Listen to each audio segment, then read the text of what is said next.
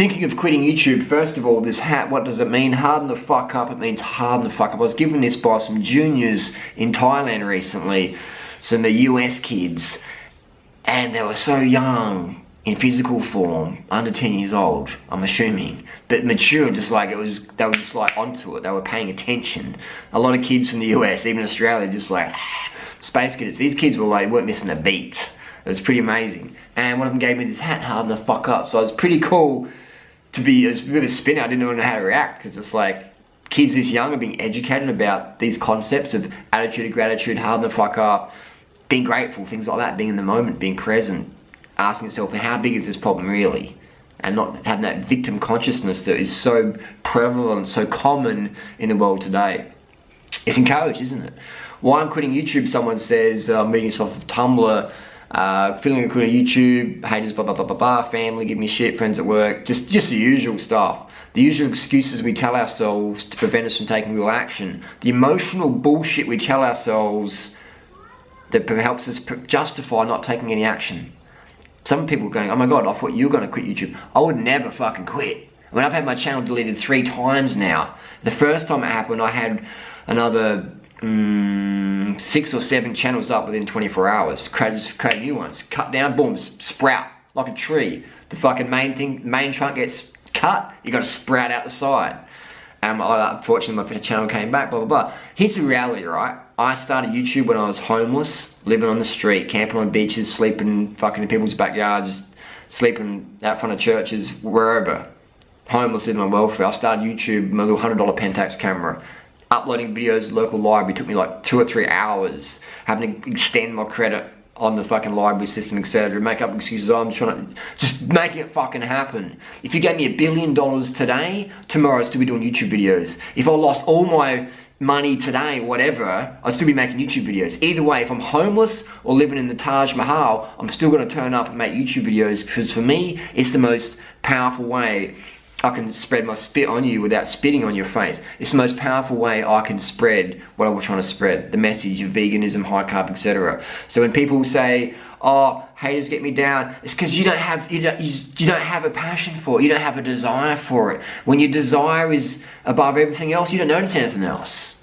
You do not notice anything else. Like you see 2 dogs on heat or whatever, they're trying to hump each other, they don't notice the car's about to run over them, they get run over or whatever.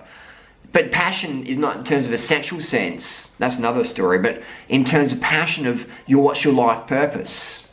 Alright, what's your life purpose? So many of us like, I want to do this, I want to do that. But if an obstacle comes up, they're like, oh, I can't do that. Because they don't have the passion for it, they don't have the belief, or they don't believe they're worth living their life purpose. Some people won't know what their life purpose is, but they're like, oh, I'm not really worth that. And that's what self-esteem is about in society. It's about enabling the victims. Victim enabling, you know. And then there's this thing called victim blaming or whatever. It's like, oh my god, there's 2 types of people in life. People who want to be victims and people who want to be fucking champions. And it's just a fucking choice in the moment. Well, you are born with a heart, but it's up to you to fill it with emotion. You're born with your hands, but nothing in your hands. It's up to you to fill them with work tools or whatever. You're born with a stomach, but you're not given nourishment. You've got to find that. You're given life when you're born, but you're not guaranteed survival. It's up to you to dodge things in life to enable your survival. You're given life, but you're not given survival. You're given your heart, but you're not given emotion. You're given your brain, but you're given your mind, but you're not given content. So it's up to you to fill it. I'm not the best speaker in the world. I'm not the best typer, but I've got a book out that sells really fucking well. I've got almost 5,000 videos on YouTube. I had a speech impediment. I remember some person in school's like, look, do your public speaking thing. You remember that we had to present to school, like what's it called, public speaking in school, I don't even know, open talk. You got to get in front of the class and do a presentation. You got to do an oral presentation in front of the class. And I just hate that. I'd even take the day off school or whatever, because I always stutter and people would laugh at me in primary school and in high school. And I just used to just not even turn up in the end in high school, just used to bludge, go smoke bongs or just go to town or whatever, go racking. And people said, you can't speak, whatever. People said you can't write. And video, like how can you make a living doing video? Like you'd have been to film school. There's all these belief systems out there, isn't there?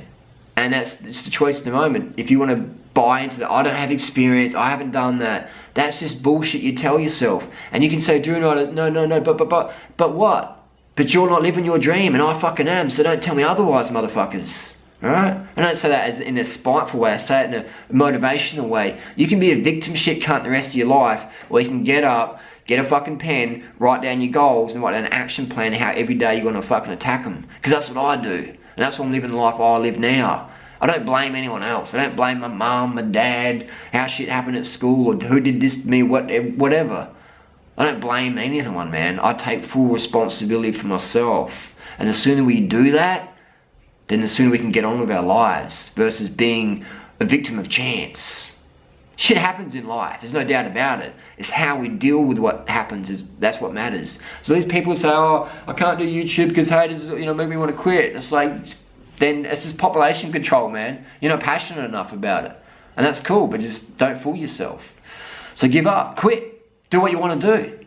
Just don't come running to me saying, oh fuck. People want them to wipe your ass for you. People want you to wipe their ass for them. It's like, what the fuck, man? I don't know what to say anymore about this stuff. It's if you want something, man, you got to go out and make it happen. Even today we were talking, and we got the conversation of how I afforded my first road bike, right? And I probably haven't told this story. I remember in 1997, I walked into a bike shop, Track Cycles, Marion, Westfield, Marion, here in South Australia, and I saw this blue bike. I was like, that's fucking hot. And it had Eastern tubing as an Avanti Team Corsa Ultegra 608 speed. And I was like, fuck. And it was down from $3,000 to $2,000. I'm like, $2,000? I don't have $2,000. That's a bargain. And the guy, the salesman, John at the time, walks over and goes, how you going, mate? He's talking to me. He's a great salesman and a really good guy as well. Rare. A good salesman, but a legit dude. Very rare in sales. And he's just like, just telling me all about this bike. I'm like, oh no, I've done my homework. And he goes, so what are you riding now? So I just clunker mountain bike. He goes, listen, what's the deal then? He goes, I don't have $2,000. He goes, well, you better go get $2,000, don't you? And I was like, walked out the shop, broke as fuck, and I'm like, I've got to get that bike, man. So I went to my mate's house that evening and said, I want to get a job at your factory. Where you working at? And he goes, oh yeah, no, there's not many shifts going on. So I don't, what's the number? So I rang up the fucking job agency, blah, blah, blah. It just attacked him every single day. I walked in there in the morning, a first person in through the door or in the queue, every single morning for a week. On the Friday, I was going there twice, 2-3 times a day, ringing them up in between, harassing the fuck out of the receptionist, who's fucking hated me after just a couple of days. And eventually the tension was so thick in the waiting room, one of the manager guys walked past and he sort of backpedaled out and he goes, is everything all right here? It's the receptionist. She's like, this guy's here, blah, blah, blah. And the manager goes, hey mate, come on in. And goes, what's going on here? I said, dude, I want to fucking work. I'll work for fucking free just to prove how I want to work. He goes, you have to do that. But you seem pretty keen. How about, can you start tonight? So I'll start now, bro. You drop, or whatever it takes. You give me an address, I'll be there as soon as possible. And he's like, okay, calm down, boy. And so he gave me a start in a cast alloy, which was a foundry making manifolds for Holden engines, and we're working on V8 manifolds. And my first time ever working in a factory, no experience. So I rocked up at night shift, went in some steel cap boots, borrowed off a friend, had my 49 in San Francisco hat on, etc. And I didn't know what the fuck I was doing. And this supervisor was called Rob. I remember his name because he was a pretty charismatic guy. And he's like, this is what you gotta do, boom, boom, boom. I was like, I can do that. And I couldn't do shit. I was there for 8 hours. I was dropping manifold after manifold. I was holding up the line. All the other workers are just like, who the fuck is this cunt? Get him out of there. I can see him bitching to me about the supervisor and stuff like that.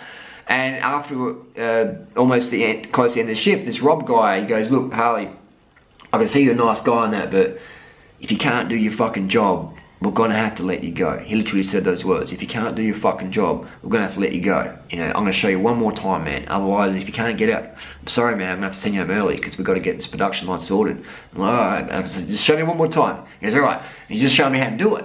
And I just fucking got it, man. I just got it. I was like, Harley, you just gotta fucking do this, bro. Think of that bike you're gonna get. And I just clicked. And this Rob guy comes back, half an hour later, whatever. And he's like, dude, what's going on, mate? You're the fastest cunt here. How come you were so shit just an hour ago? I don't know what the fuck you're doing, Harley, but just keep doing it.